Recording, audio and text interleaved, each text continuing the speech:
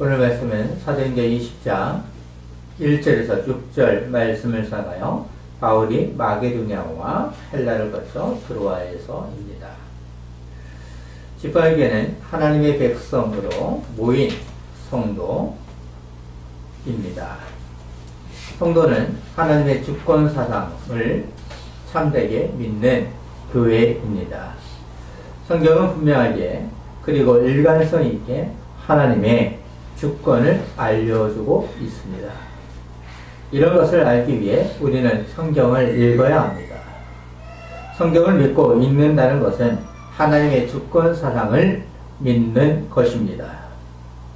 하나님의 주권 사상을 믿는 신자들은 마음이 가난하고 심령이 크게 뉘우치며 믿음, 소망, 사랑으로 지상 명령을 감당합니다. 초대교회를 생각해 보십시오.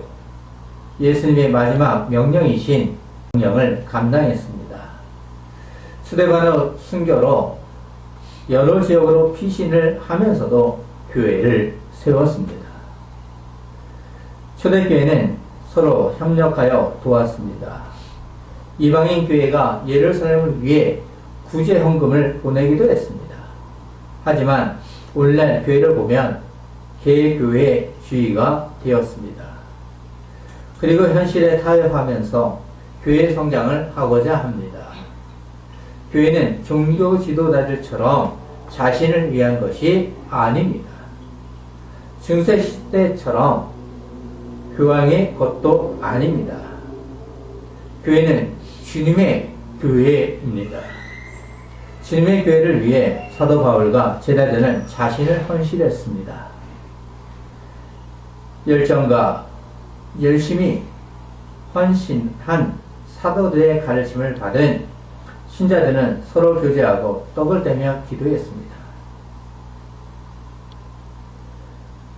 그러면서 신자들은 정기적으로 모이면서 새 언약의 교회로 조직화되었습니다.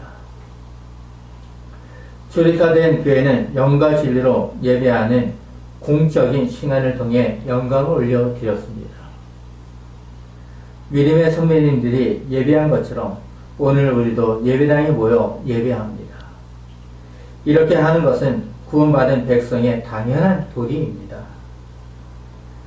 예수님께서는 사마리아 여인에게 말씀하셨던 것을 아실 것입니다.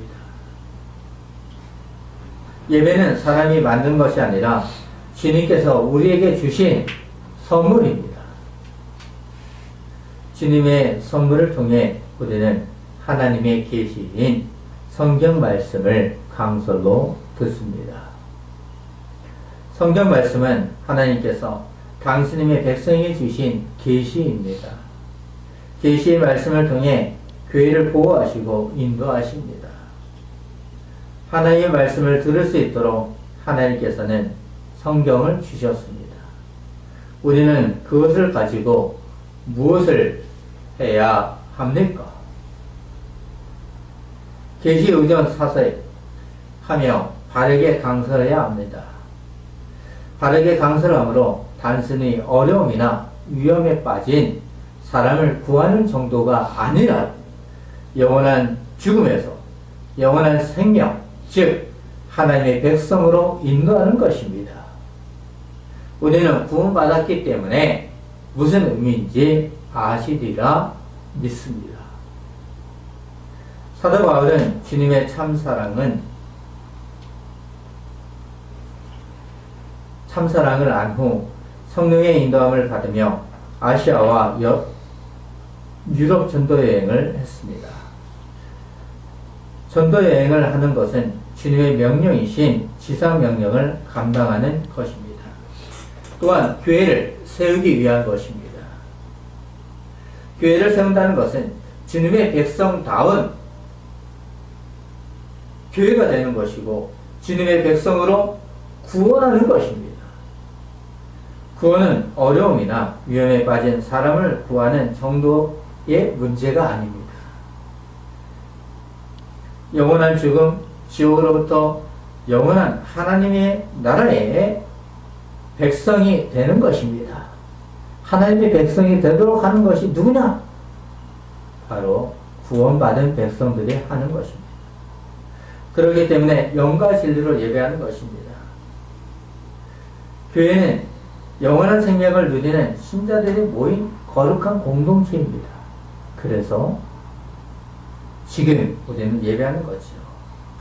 영과 진리로 예배하는 가운데 우리는 지난주 강서를 다시 생각해 보도록 하겠습니다. 혹시 강설 제목이 떠오르십니까? 말씀을 사모하는 성도는 기억하실 것입니다. 에베소에서 일어난 소동의 결과였습니다. 그 전체는 에베소에서 일어난 소동이었습니다. 아델이 여세상을 통해 돈벌이하는 자들에 의해 일어난 소동은 대단했습니다. 하지만 연극장에 모인 무리 중 많은 사람이 왜 모였는지 몰랐습니다. 소동은 요란했지만 어찌하여 모였는지 알지 못했습니다. 우왕좌왕 하는 가운데 유대인들은 알렉산더를 불러내어 우리를 위해 변명하라고 합니다. 유대인들은 자신들에게 피해가 생길 것을 두려워했던 것입니다. 사도 바울이 전한 메시지를 인해 유대인들은 두려워했던 것입니다. 하나님을 안다고 하는 자들이 오히려 에베소에서 일어난 소동을 두려워했습니다. 알렉산더가 유대인들을 위한 변명을 하려고 했지만 오히려 소동은 이상한 방향으로 흘렀습니다.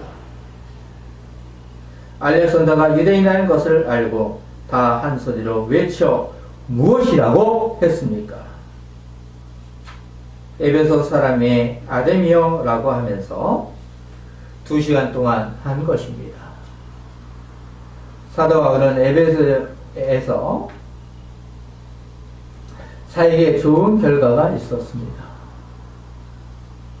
그런데도 에베소 사람들의 마음에는 아담이 열상이었습니다. 이처럼 우상을 믿는 것은 참으로 어리석은 것입니다.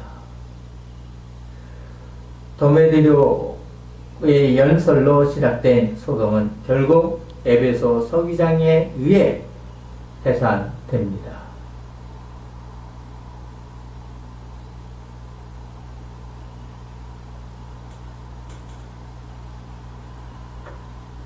하나님께서는 사도 바울이 전도 여행을 계속할 수 있도록 서기장을 준비하신 것입니다. 우리는 이것을 하나님의 섭리라고 합니다. 서기장은 에베소 사람들을 진정시키기 위해 우상의 신전지기가 된 줄을 누가 알지 못했느냐라고 하는 것입니다. 서기장은 소동을 잠재워야 했습니다. 그렇지 않으면 노마로부터 어떠한 질책을 당할지 몰랐기 때문입니다. 그래서 에베소 사람의 자긍심을 이야기한 것입니다. 신전지기라는 것을 통해 자신들이 아담의 여신상을 보호하는 수호자라는 것입니다. 그러면서 서기장은 이번 소동은 근거가 없으니 조용히 해라 라는 것입니다. 서기장은 바울이 전한 메시지보다 자신이 더 중요했습니다. 소동을 안정시킨 다음 서기장은 가이오와 아리스다고를 위해 말합니다. 그들은 신전의 물건도 도둑질하지 않고 우리 여신을 비방도 하지 않았습니다. 잘못하지 아니한 자들은 붙잡아 온 것은 어리석은 것입니다. 어리석은 행동입니다. 이 또한 경솔한 행동을 했다는 것입니다. 만약 그들에게 잘못이 있으면 법정에서 해야 합니다. 에베소에는 합법적인 재판날도 있고 총독들도 있습니다. 그리고 법정의 소송이만 있는 것이 아니라 민회도 있습니다. 연극장에서 열리는 시민의 회의에서 문제를 해결하면 됩니다. 서기장의 말은 옳은 것입니까? 틀린 것입니까? 그것을 이용하지 않는 것은 어리석은 소동이라고 하는 것입니다. 당신들은 합법적인 절차를 따르라는 것입니다. 연극장에 모였던 사람들은 서기장의 말을 듣고 흩어졌습니다. 하나님께서는 서기장을 통해 소동을 잠재우심으로 에베소에서 복음이 전해질 수 있도록 하신 것입니다. 에베소는 믿음을 소유한 신자들에게 중요합니다. 그것을 알기 위해 에베소서를 잘 읽어보십시오. 왜냐하면 에베소서가 바로 에베소를 이야기하는 것이죠. 서기장에 의한 연설은 에베소에서 일어난 소동을 잠재웠습니다. 오늘 우리는 사도행전 20장의 첫 부분을 강솔로 듣고자 합니다. 사도행전 20장은 바울의 3차 전도 여행의 중요한 부분입니다. 중요한 한 부분이죠. 마게도냐와 아가야 두 지역을 경유해 예루살렘으로 올라가는 과정입니다. 누가는 바울의 여행을 상세하게 기록하는 이유가 있습니다. 그것은 사도 바울의 고별 강설이 중요하기 때문입니다. 고별 강설을 알기 위해 우리는 차분하게 강설하여 가도록 하겠습니다. 사도 바울은 3년 동안 에베소에서 사역한 후 어디로 이동하였습니까? 1절을 보시면 아실 것입니다. 서해가 그침에 바울은 제자들을 불러 권한 후에 작별하고 떠나 마게도나로 가니라. 자, 마게도나입니다. 사도행전 19장을 배워서 아실 것입니다. 마게도나로 이동하기 전 바울은 에베소에 제자들을 불러 건면합니다. 아마도 사회적인 압박과 위협이 있을 것을 말했을 것입니다. 우리는 에베소에서 일어난 소동을 알기 때문입니다. 오늘날 우리도 세상 사람들과 함께 생활합니다.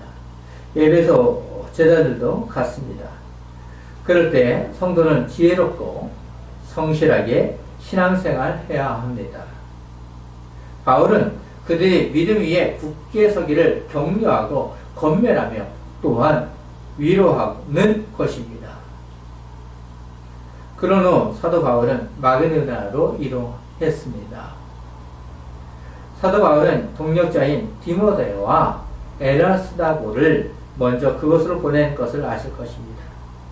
이렇게 한 것은 사도 바울이 전도 여행을 잘할 수 있도록 준비해 두고자 한 것입니다. 에베소 사역 가운데 가장 극적인 사건의 하나였던 소동이 마무리된 후 바울은 마게도냐로 이동했습니다. 마게도냐는 유럽에 속하는 도시입니다. 또한 빌립보와 데살로니가 그리고 베레아 등의 도시가 속해 있습니다. 쉽게 얘기하면 그리스로 생각하시면 되겠죠. 올 바울은 마게도냐에 도착하자마자 늘 해왔던 방식대로 사역합니다. 이제를 보시면 그 지방으로 다녀가며 여러 말로 제자들에게 권하고 헬라에 이르러 바울은 마게도냐에서 전도여행을 했던 장소이기 때문에 제자들에게 많은 말을 하며 건면한 것입니다. 유럽의 첫 성인 자르세 장사를 하던 유다를 만나던 장소였습니다. 바울은 빌립보를 통해 데살로니가와 베레아 등에서 사역을 했습니다. 이런 점을 추측하면 마게도냐에 속한 도시를 돌면서 제자들이 흔들리지 않도록 했습니다. 이 제력의 자세한 내용은 사도행전 16장과 17장에 기록되어 있습니다. 마게도냐에서 제자들을 건면한 바울은 헬라로 이동합니다. 헬라는 고린도가 위치했던 아가야 속주의 또 다른 이름입니다. 아가야는 사도행전 18장에서 복음을 이미 전했던 장소입니다. 헬라 즉 아가야로 이동한 바울의 사역에 대해 3절은 이렇게 기록합니다. 거기 석 달 동안 있다가 배 타고 수리아로 가고자 할 그때에 유대인이 자기를 해하려고 공모함으로 마그네를 거쳐 돌아가기를 작정하니 아가야에서 3개월 동안 머물면서 사역했습니다. 바울은 마그네에서 건면한 것처럼 제자들과 언약한 신자들을 바로 세우며 큰 위로와 힘을 주었을 것입니다. 학자들은 이 기간에 로마서를 기록하여 로마에서 신앙생활하는 신자들에게 보냈다고 생각합니다. 바울은 로마의 신자들에게 자신이 방문할 것을 준비하고자 한 것입니다. 그리고 체계적이면서도 포괄적으로 복음의 내용을 설명해 주기 위함입니다. 바울이 이처럼 깊은 관심을 기울인 것은 장차 로마가 복음을 로마가 복음 전파를 하기 위한 것입니다. 그리고 자신의 사역에 대한 마무리라고 생각한 것 같습니다. 아가야에서 사역한 후 바울은 배를 타고 수리아로 이동합니다. 그러나 믿음이 무엇인지 모르는 사람들은 바울을 헤아려는 음모를 만들었습니다.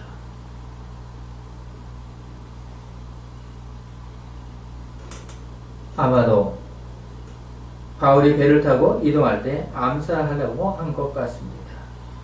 3절에서 공모라는 고 기록했지만 원문을 살려보면 필사적인 음모였습니다. 이러한 소식을 접한 바울은 계획을 수정하여 마게도냐로 돌아가기를 작정했습니다. 사실 배를 타고 가는 것이 상당히 빠른 방법이죠. 마게도냐로 다시 간다는 것은 베레아, 데살로니가, 빌립보 등을 다시 한 번 더 거쳐 가게 된다는 것입니다. 이것은 그들에게 축복이라고 할 수 있습니다.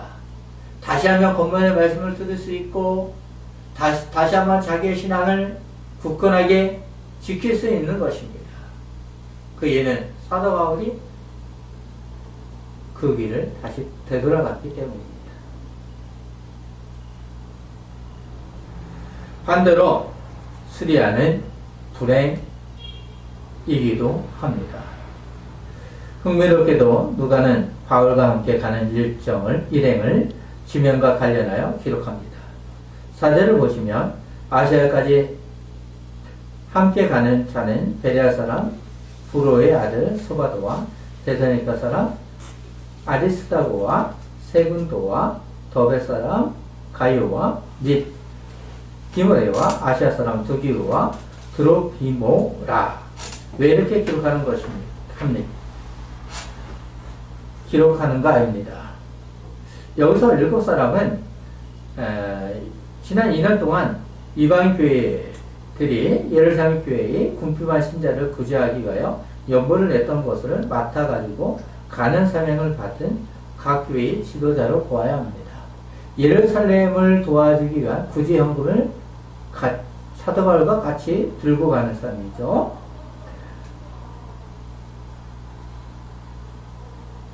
일곱 명의 이방인 신자들은 바울이 공식적인 연보, 즉 구제의 헌상을 잘 다루고 있다는 보증인이 되는 것입니다. 소바다는 베레아 사람 브로의 아들로서 마게도냐 교회를 대표합니다. 로마서 16장 27절에서 나타난 바울의 친척 소시바다와 동인인지에 대해서는 분명치 않지만 동인인물로 보입니다. 아데스도는 잘 아시다 믿습니다. 이미 사도행전 19장 29절에서 나왔기 때문입니다. 그는 로마까지 바울을 따라갔으며 마게도냐 교회를 대표하는 데살로니가 출신이기도 합니다.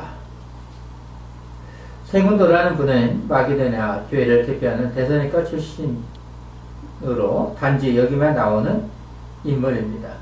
가요는 더베 출신으로 갈라디아 교회를 대표합니다. 디모데 하면 잘 아실 것입니다. 사도 바울의 제자라는 것을 아실 것이죠. 디모데를 위해 디모데 전후서가 있습니다. 사도 바울이 그만큼 아끼는 제자였죠. 디모데를 잘 설명한 사도행전 16장 1절부터 3절에서 있습니다. 드기고는 아시아 사람으로 아시아 교회를 대표하며 언제나 바울과 동행한 인물로서 골로새와 에베소 교회에 바울의 서신을 전달한 분입니다. 드로피모는 에베소 출신으로 아시아 교회를 대표합니다. 근데 여기서 한 가지 주목할 것이 있습니다. 예루살렘으로 부재 헌금을 전달하는데 고린도를 대표하는 분이 없습니다. 바울이 고린도 교회를 한다고 할 수 있습니다. 대표하는 것이죠. 하지만 디모데가 대표한다고 볼 수 있기도 합니다. 왜냐하면 디모데는 아가야와 고린도에 잘 알려진 제자이기 때문입니다. 위에서 언급된 사람들은 먼저 무시아에 있는 항구 도시 드로아에 가서 바울을 기다렸습니다. 예루살렘 신자들이 어려움을 알고 있던 이방 교회들이 모금한 헌금을 전달할 책임자들을 바울은 드로아에서 기다렸습니다. 5절을 보시면 그들은 먼저 가서 드로아에서 우리를 기다리더라. 왜 바울은 먼저 갔는지 알 수 없습니다. 드로아에서 기다리는 동안 바울은 무엇을 했습니까? 그러니까 일행들과 따로 떨어져서 왜 기다리는지 우리는 알 수 없죠. 드로아에서 기다리는 중 바울은 무엇을 했는가? 무엇을 했습니까? 입니다. 6절을 보시면 우리는 무기절 후에 빌립보에서 배로 떠나 닷새 만에 드로아에 있는 그들에게 가서 이래를 머무니라. 유대인들에게 중요한 절기인 무교절을 지킨 것입니다. 무교절은 무교병을 먹는 절기입니다. 무교병은 누룩이 없는 떡을 말하는 것으로 누룩이 들어가지 않는 것을 이용하여 출애굽한 후 강야에서 반죽하여 구워 먹는 것을 기억하는 것입니다. 그러니까 딱딱하죠. 먹기에 불편하죠. 그것을 통해 강야에서 생활했던 것을 기억하는 거죠. 그것은 바로 하나님께서 우리를 구원하셨다라는 것입니다. 이 기간 바울은 예루살렘에 오심, 예수님의 오심과 부활을 생각하며 지켰을 것입니다. 오늘 말씀을 정리해 보겠습니다. 3년간의 에베소 사역을 마치고 바울은 마게도냐와 헬라 즉 아가에서 전도여행을 했습니다. 본문은 마게도냐와 아가야 방문을 하고 다시 드로아로 돌아온 짤막한 전도여행을 기록한 내용입니다. 그냥 지역을 다닌 것으로 생각하지만 바울은 늘 한결같은 마음으로 복음을 감당했던 사도였습니다. 바울은 전도여행을 하면서 무엇을 했습니까? 로마서를 기록했습니다. 학자들은 주 57년 초 아가에서 로마서를 작성한 것으로 생각합니다. 또한 여러 이방인 지역에서 구제 헌금한 것을 가지고 예루살렘으로 올라가고자 했습니다. 구제 헌금은 신자들 즉 성도요 교회가 최선을 다해 한 것입니다. 이것은 하나의 교회라는 것을 의미하는 것입니다. 예루살렘의 교회를 통해 이방 교회가 세워졌지만 이방 교회가 구제 헌금을 통해 하나라는 것을 예루살렘 교회를 통하여 또한 증명하는 것입니다. 가톨릭도 교회라고 사용하며 성공회도 교회라고 합니다. 장로교이든 침례교도 교회라고 합니다. 즉 교회란 하나님을 믿는 신자들의 공동체를 말합니다. 주님께서 세우신 교회는 즉 그리스도의 지체된 각 교회가 한 몸이라는 사실을 상징해 주는 것입니다. 사도 바울의 전도 여행은 풍전등화와 같았습니다. 우리도 바울처럼 같은 여행을 하라면 과연 누가 갈 수 있겠습니까? 저는 여기서 주여라고 할 수밖에 없습니다. 그렇지만 바울은 주변 환경이 지배하였음에도 불구하고 하나님의 인도하심을 믿었습니다. 역경이든 기쁨이든 바울은 오직 예수 그리스도의 고난과 부활 그리고 하나님 나라를 전하라는 열정이었습니다. 그 열정은 그리스도에게서 오는 것이었습니다. 그 열정으로 인하여 오늘날 우리는 참된 신앙의 길을 갈 수 있는 것입니다. 풍전등화와 같은 현실에서도 바울은 이방인 교회의 구제헌금을 통해 주님의 교회는 하나님 것을 알리고자 한 것입니다. 우리는 사도 바울에 대한 사역만 관심이 있어서는 안 됩니다. 왜냐하면 사도 바울의 동력자들이 없었다면 어떻게 되었겠습니까? 사도 바울을 발굴한 바나바가 있었고 그를 파송한 안디옥 교회도 있었습니다. 오늘 본문에서도 많은 사람이 있었습니다. 교회를 세우기 위해 이처럼 중요한 것입니다. 그래서 성령께서는 늘 사도 바울을 위한 동력자가 있도록 하셨습니다. 오늘 지팡이 교회는 바울이 마게도냐와 헬라를 거쳐 드로아에서 일어난 사역을 통해 동력자의 중요성을 알게 되었습니다. 우리도 험한 세상에서 주님의 교회를 이루기 위해 서로 협력하는 성도가 되기를 소망하면서 마무리하겠습니다.